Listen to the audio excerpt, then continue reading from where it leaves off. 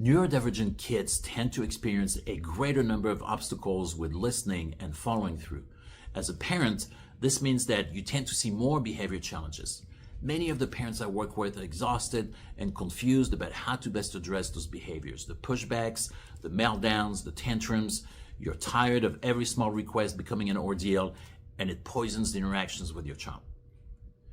Now, when your child refuses to transition or to follow your request, do you know why?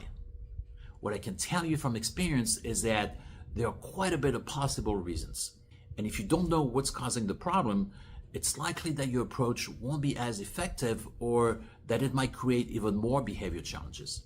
There are three main categories of reasons that can lead to your child not following through when asked to transition or to follow a request.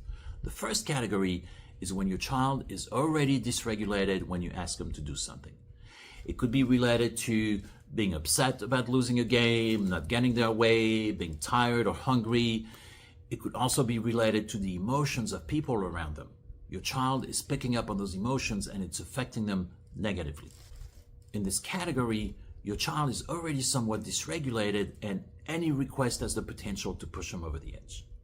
The second category has to do with the environment at the moment and especially with sensory factors that could be bothering your child. It could be light, sounds, smells, tactile input, too much movement, not enough movement. So you're focusing on what needs to be done, but your child is getting overwhelmed by sensory factors and they're stuck. The third category is when dysregulation is caused by the task itself. It could be related to the fear of failing, to the perceived difficulty of the task, having to wait, being unsure of how to get started. These factors can create anxiety that can lead to dysregulation and more pushbacks. So based on the situation, you can see that adjusting your approach may give you better results. If your child repeatedly fails to listen to you and follow your directions, chances are that they're not able to process your request at that moment. Your goal becomes to figure out why so that you can support them the best you can. Remember that it's often not so much that your child doesn't want to follow through, but more about not being able to do that at that moment. So use behavior as data.